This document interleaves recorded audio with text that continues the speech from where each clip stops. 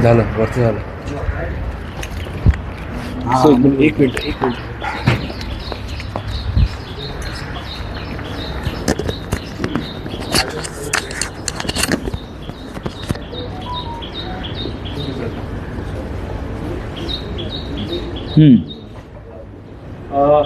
राऊतसाहेब, राष्ट्रवादी काँग्रेस शरद पवार पक्षातून एक बातमी अशी येते आहे की काँग्रेसचे राष्ट्रीय नेते आणि माजी मंत्री पृथ्वीराज चव्हाण, माजी मुख्यमंत्री, यांनी एक मुलाखतीत विधान केलेलं आहे. राष्ट्रवादीतले साधारण 5 ते 6 आमदार अस्वस्थ आहेत, ते खासदार अस्वस्थ आहेत. ते काय करतील हे सांगता येत नाही, पण मोदी शहा त्यांच्या मागे हात धुवून लागलेले. बघा, शिवसेनेचे 6 खासदार फोडले. अस्वस्थ असणे वगैरे या गोष्टी का आम्ही मानत नाही. आपण मशाल चिन्हावर निवडून आलात, मग अस्वस्थ व्हायचं कारण काय? तुम्ही स्वीकारलं ना, मशाल चिन्ह स्वीकारलं तुम्ही. शिवसेना उद्धव बाळासाहेब ठाकरे यांच्या नेतृत्वाखालचं नेतृत्व स्वीकारलं आणि तुम्ही निवडून आलात पक्ष फुटल्यावर. तसंच अजित पवार यांनी पक्ष फोडल्यावर माननीय शरद पवार साहेबांच्या नेतृत्वाखालचा मूळ राष्ट्रवादी काँग्रेस पक्ष हा तुतारी या चिन्हावर निवडणुकीत उतरला लोकसभेच्या. आणि मला वाटतं त्यांनी त्यांच्या 7 की 8 जागा निवडून आल्या. फार कष्टानं. या जागा सहज निवडून येत नाही. पवार साहेबांनी सुद्धा त्यावेळेला महाराष्ट्रामध्ये वणवण फिरून खासदार निवडून आणले आणि त्यांनी कमी जागा, मला वाटतं त्यांनी 10 जागा लढवल्या आणि 8 जागा जिंकल्या. मला वाटतं 8. करेक्ट. अस्वस्थ व्हायचं कारण कोणाला असण्याचं कारण नाही. का अस्वस्थ आहे? आपण तुतारी चिन्ह स्वीकारलं, आपण शरद पवार साहेबांचं नेतृत्व स्वीकारल्यावर निवडून आलेला आहे. आणि शिवसेनेचे खासदार असतील किंवा माननीय पवार साहेबांचे खासदार असतील किंवा महाराष्ट्रातले काँग्रेसचे खासदार असतील, तुम्हाला झालेलं मतदान आणि तुम्हाला जे लोकांनी निवडून दिलं आहे ते मोदी, शहा आणि फडणवीस यांच्या विरोधामध्ये मतदान करून तुम्हाला निवडून दिलं आहे. मग अस्वस्थ का होतं? कोणाला घाबरत आहे? काही कारण नाही ना. मला वाटत नाही की पण अस्वस्थ वगैरे कोणी नसतं. मोदी आणि शहा आणि इतर काही घटक हे दबावाचं राजकारण करतात आणि असे मासे आपल्या गळाला लावतात. पृथ्वीराज चव्हाण हे ज्येष्ठ नेते आहेत, काँग्रेसचे नेते आहेत. त्यांच्याकडे असलेली माहिती त्यांनी नक्कीच माननीय पवार साहेबांकडे पोचवली असेल, एवढंच मी मानतो. राऊतसाहेब, तुम्ही म्हणता की अस्वस्थ असण्यामागे काही कारण आमचे का? आता आमचे 6 गेले, कशा करता अस्वस्थ होते? नाही, अस्वस्थ होण्यामागचं मूळ कारण हा निधी असतो. कारण त्या मतदारसंघाचा विकास किंवा त्या कसला विकास करतायत? कसला विकास? 100 कोटी दिले तरी विकास नाही करू शकत. नरेंद्र मोदी वाराणसीचा विकास नाही करू शकले अजून. नागपुरात जाऊन बघा काय विकास आहे तो. कसला विकास? कसा विकास कोसळतोय तो बघा तुम्ही. नांदेडला काल पूल कोसळला, मिसिंग लिंक कोसळला, अख्ख्या राज्यभरात रस्त्यांवर खड्डेच खड्डे. हा विकास? कोणत्या विकासासाठी आणि अस्वस्थ व्हायचं कारण आहे? लोकांमध्ये राहायचं, पुढल्या निवडणुकीसाठी संघर्ष करायचा आणि आम्ही सत्तेत येऊ हा आत्मविश्वास ठेवायचा. 2029ला देशामध्ये इंडिया आघाडी सत्तेमध्ये येणार आणि महाराष्ट्रामध्ये 2029ला हे भ्रष्ट सरकार आम्ही उखडून फेकून देऊ, हा आमचा आत्मविश्वास आहे. अस्वस्थतेचं दुसरं कारण असं असू शकतं की एनसीपी, काँग्रेस या पक्षातल्या अनेक खासदारांच्या सहकारी संस्था, साखर कारखाने अशा संस्था आहेत. त्यामुळे साहजिकच या दबाव येतो. मग तुम्हाला माननीय पवार साहेबांकडून उमेदवारी लढताना जिंकतानाही आठवलं नाही का? आपण माननीय पवार साहेबांकडून व त्यांच्या पक्षाकडून उमेदवारी घेताना, त्यांच्याकडून कष्ट करून घेताना, किंवा आमच्याकडे जे 6 खासदार गेले पक्षाची उमेदवारी घेताना, उद्धव ठाकरे यांच्याकडून कष्ट करून निवडणुका जिंकून घेताना कोणाला काय वाटलं नाही का? वाटलं ना. काँग्रेस पक्षाचे सुद्धा जे खासदार निवडून आले त्यासाठी काँग्रेस पक्षाचेही कष्ट आहेत ना. मग राहुल गांधी असतील, सोनिया गांधी असतील, इथे तेव्हा नाना पटोले अध्यक्ष होते. या सगळ्यांचे कष्ट आहेत. तेव्हा तुम्हाला अस्वस्थता का वाटत नाही? अरे बापरे, मी या पक्षात आलो तर माझे साखर कारखाने, सहकारी कारखाने काय जे आहेत ते अडचणीत येतील. आम्ही विरोधी पक्षात असताना तुम्ही आमच्याकडे आलेला आहात. आम्ही सत्तेत नव्हतो हे तुम्हाला माहिती आहे. रावसाहेब, शरद पवारांनी एकनाथ शिंदेची भेट घेतल्यानंतर आपण टीका केली होती. त्यानंतरचा टायमिंग आहे तुमच्याकडनंही फडणवीसांची भेट घेण्यात आली. आमच्याकडनं म्हणजे कोणाकडून? आमदार आणि पवारांचं असं म्हणणं आहे की तुम्ही जिथे देवेंद्र फडणवीसांची भेट गेली, मग आम्ही त्याच्यावरती बोलत नाही. सोडून द्या, तो विषय काल झाला, तो विषय काल संपलेला आहे. माननीय शरद पवार साहेबांचं माझी काल चर्चाही झाली, सुप्रियाताईशी माझं बोलणं झालेलं आहे. आम्ही आमच्या भावना व्यक्त केल्या, बस. पण पण रावसाहेब, तुम्ही तुमच्या ज्या भावना व्यक्त आव्हाडांनी केल्या, तुमच्यावर टीका केली की करू द्या. तुम्ही एनसीपीचे नेते तुमच्यावर टीका करताहेत.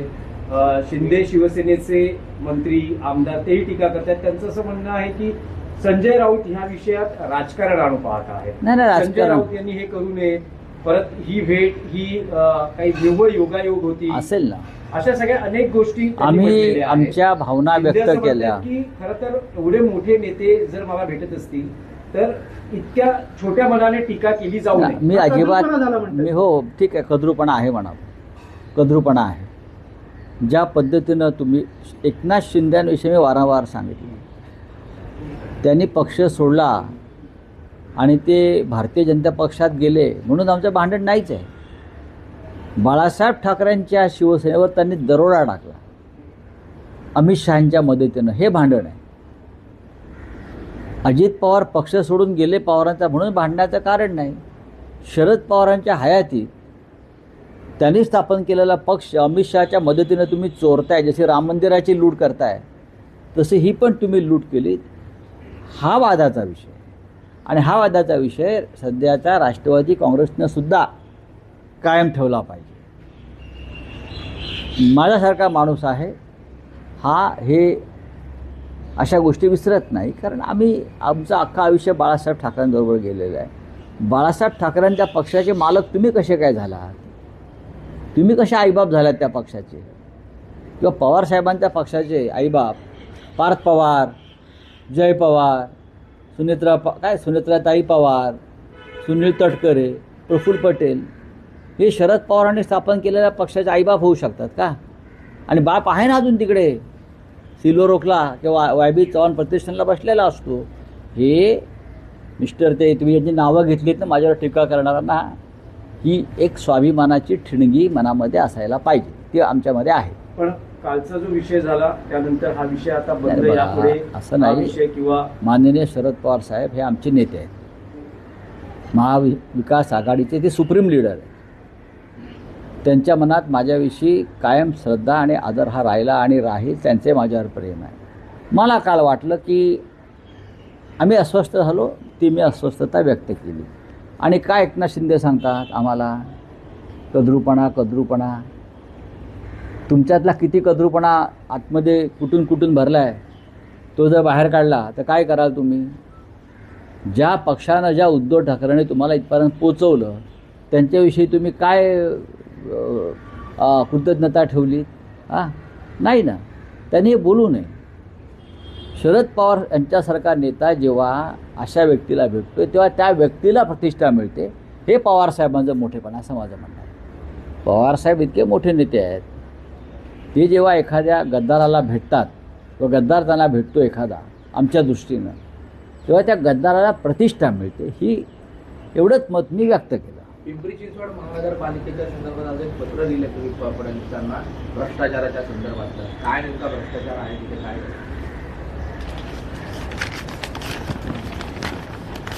हे त्या भ्रष्टाचाराचे पुरावे आहेत. पिंपरी चिंचवड महानगरपालिका, बरं का, पिंपरी चिंचवड महानगरपालिकेमध्ये शालेय साहित्य खरेदी झाली. नियम काय आहे? सरकारी किंवा 3 लाखाच्या वर खरेदी असेल ई टेंडर काढा किंवा टेंडर काढा. या प्रकरणामध्ये एक जगदंब टेक्स्टाईल नावाची सोलापूरची कंपनी आहे. कोणत्याही टेंडरशिवाय 550 कोटीचं काम शालेय खरेदीचं या जगदंब कंपनीला देण्यात आलं आणि अवाच्या सव्वा दरानं हे प्रकरण हायकोर्टामध्ये गेलं. हायकोर्टानं कान उपटले. प्रकरण सुप्रीम कोर्टामध्ये गेलं.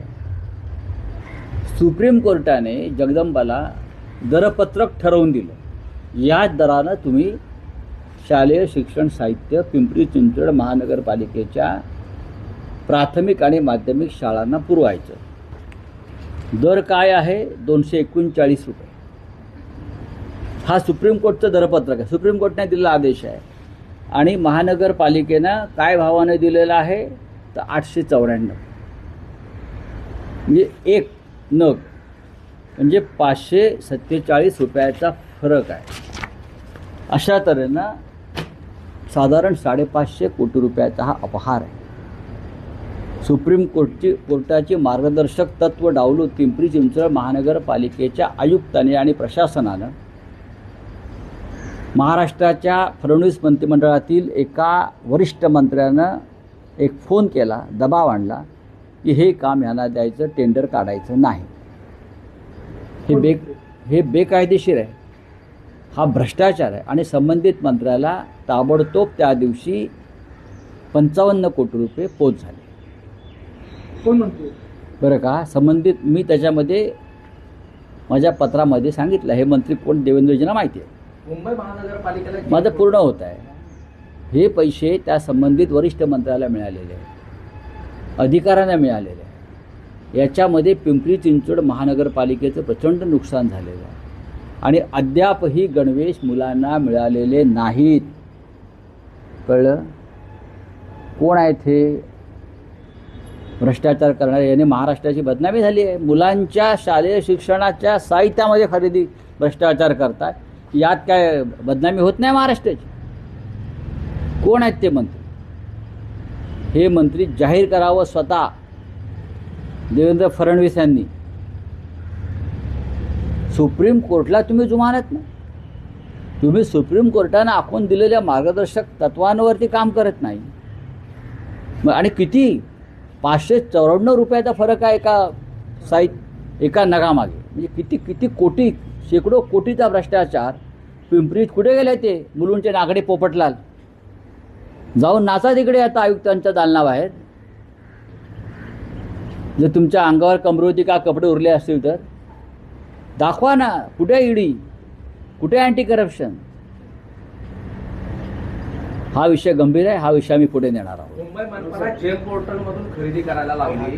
तिथे नाही, मुंबई महानगर हा विषय माझा नाही. आहे की डॉक्टर मारहाण प्रकरणात आरोपी असलेले शिंदे शिवसेनेचे नगरसेवक रमेश म्हात्रे यांच्या बाबतीत न्यायालयानं म्हटले की त्यांना न्यायालयात हजर करा, त्यानंतर आम्ही पुढील आदेश देतो. पण सरकार आणि गृह विभाग त्यांना वाचवण्याचा गुंडांना प्रयत्न करतो वाचवतं. असं बघा. वाटतं का? कारण पोलिसांनी पोलीस कोठडीऐवजी डायरेक्ट न्यायालयीन कोठडीची मागणी केली. हो, असं आहे की याला जबाबदार राज्याचे गृहमंत्री आहेत. पोलीस त्यांचं ऐकत नाहीत. खास करून ठाणे जिल्ह्यातले पोलीस हे त्यांचं ऐकत नसून ठाणे जिल्ह्यातलं पोलीस आयुक्त आणि त्यांचं पोलीस दल संपूर्ण शहरातलं हे डेप्युटी CMचं हे आहे, घरगडी आहे, हरकामे आहेत.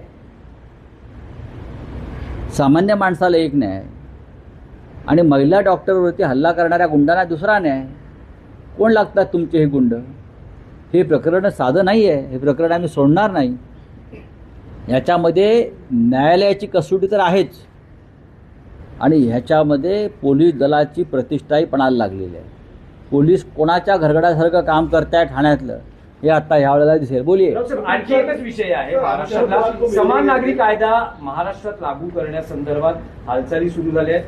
काल असे संकेत राज्याचे मुख्यमंत्री फडणवीस यांनी दिले. हो, समिती स्थापन ती केली आहे. कमिटी जर पाहिली असेल तर आपल्याला कळेल त्या कमिटीवरती कोण कोण आहेत ते.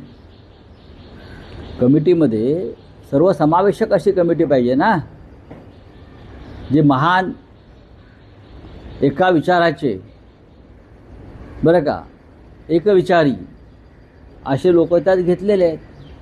खरं म्हणजे त्या कमिटीमध्ये दोन्ही सभागृहातील जे प्रमुख नेते आहेत त्यांनाही घेतलं पाहिजे.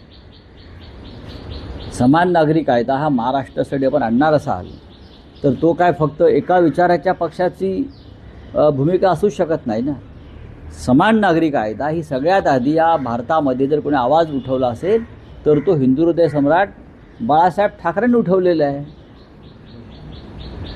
मग त्याच्यामध्ये या सभागृहातले विधानसभेतले 2 प्रमुख पक्षाचे नेते हवेत किंवा विधान परिषदेतले हवेत. दिलेत का? नाही.